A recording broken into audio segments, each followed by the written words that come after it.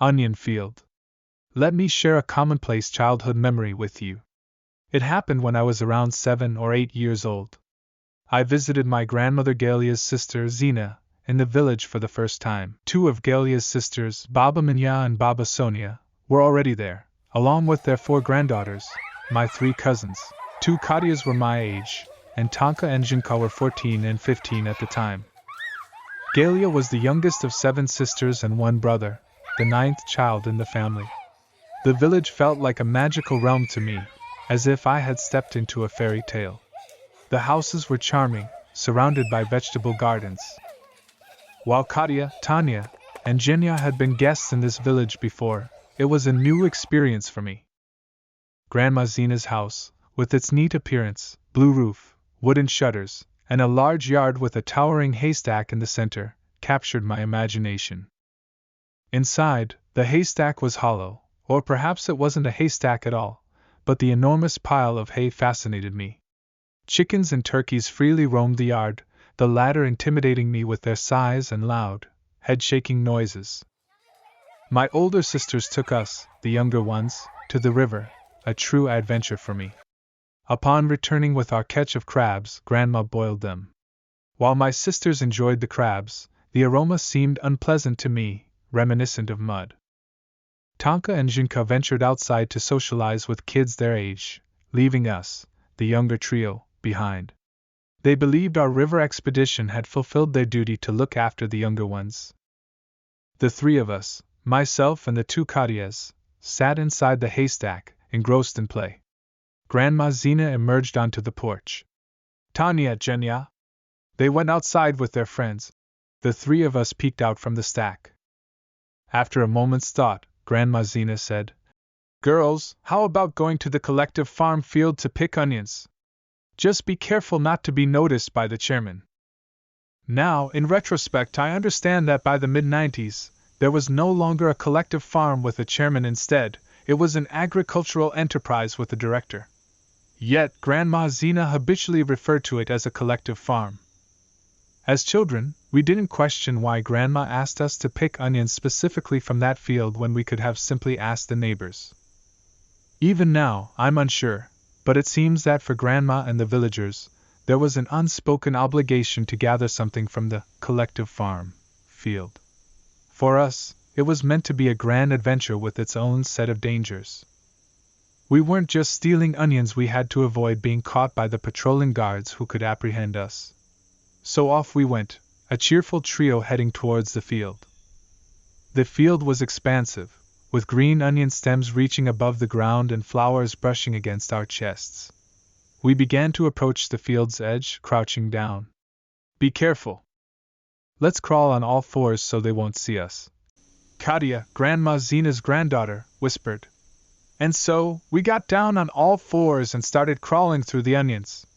The first few steps, and my palms sunk into the sticky clay. "Ew, Katia, it's muddy here." "Of course, there was heavy rain yesterday. Crawl carefully, and you can wash your hands later." We crawled through the muddy ground, our hands and feet slipping. Why didn't we stop? Why did we venture deep into the field? Why not gather onions from the field's edge and head home?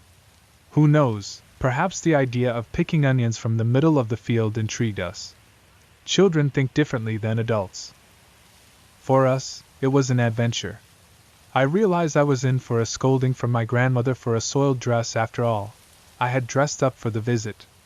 But I crawled after Katia, and the other Katia crawled after me. Suddenly, I heard a loud squelch, turned around, and saw that Katia had slipped in the mud, her dress now stained. I stopped, crawled over to her, and started helping. "Katia, wait!" Katia fell. "Can we pick onions here? And what about Katia?" I turned to the other sister, but there was no response. I looked around, and Katia was nowhere to be found. Had she crawled away and left us? She knew this field well, living here, but what about us? How could she abandon us after leading us into the wilds of this field? I was angry with my sister, and Katia grumbled at her too, almost crying with resentment over her soiled dress and sandals. "Katia," I called again in a whisper. "She's a fool," and I'll complain to my grandmother about her. Let's crawl back, Katia said tearfully. Then we heard the faint squelching of mud and the rustling of onions. Katia, is that you? We continued to stay on all fours, afraid to stand up, as our heads might become visible above the onions, and the guards could spot us. There was no response to my question. I called again. Let's creep forward and find Katia before she searches for us in this field. Then we'll go back home.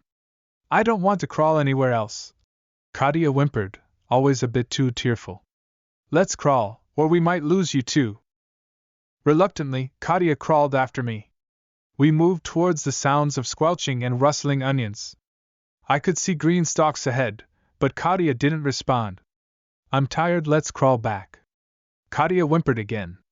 Wait, we're almost there. Listening, the squelching and rustling ahead had stopped. I was relieved that my sister had paused, and now I could catch up with her. I didn't even consider the onion rows, I just wanted to leave the field as quickly as possible. Katia's constant whining was getting on my nerves. I turned to her, intending to tell her to sit and wait without moving, when there was a squelching and rustling sound.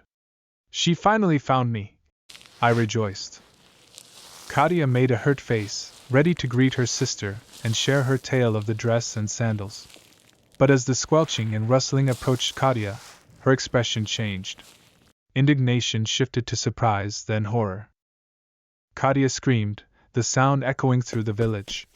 She jumped up and rushed towards the onions, breaking the green stalks, slipping and falling. A whistle from the field's edge jolted me out of my stupor. What was happening with Katia? She must have been spotted by the guards. The whistling persisted. There was no use hiding in the field, crawling on all fours would only lead to capture. I had to stand up and run. I leaped to my feet, my head just above the onions. A car pulled up at the field's edge, carrying several people. The chairman! Without fearing capture, I tore across the field, heedless of everything. My feet slipped, and I nearly fell a couple of times. At one point I lost my balance and tumbled into the dirt, not due to slipping. When I glanced back at my feet, a cry of horror escaped me. A small, unnatural blue hand gripped my ankle.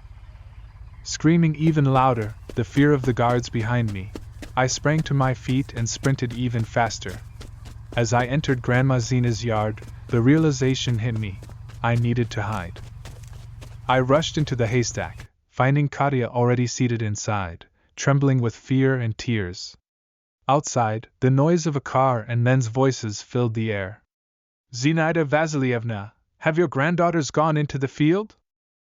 Baba Zina responded to the man, argued, and he relented, warning that next time forgiveness wouldn't come easy. The car departed. Katia and I stayed put, afraid to make a sound, until Grandma softly called us. We crawled out, covered head to toe in mud. We had had enough. Meanwhile, the other sister, Katia, had returned home long ago, even bringing onions. Where were you? I called you. I thought you got scared and came home. I was picking onions. I came back, and you were gone. Why are you so dirty? You fool, you left us there. You deliberately took us to the middle of the field and abandoned us. We argued with my sister, and we didn't speak to her until the next day. In the evening, as I lay in bed, I mustered the courage to ask Katia. Katia, I whispered, why did you scream and run like that? That's how they noticed us. It wasn't Katia crawling beside us. I watched, waiting for Katia, but nothing happened. The onions were moving, and there was mud squelching around them, as if an invisible person was crawling there. That's when I screamed. Believe it or not, I believe you. Katia looked at me. I decided not to frighten my sister with the story of the blue hand that had grabbed my leg. We never spoke about it again. Who or what was in that field remained a mystery, and we never disclosed it to anyone, either Grandma, nor my sister, nor anyone else. What might have happened if that mysterious entity had caught us? Regardless, the time spent in the village remained the most joyful and positive for me, except for the memories of that unfortunate field of tall green onions. Subscribe to the channel so you don't miss an interesting story.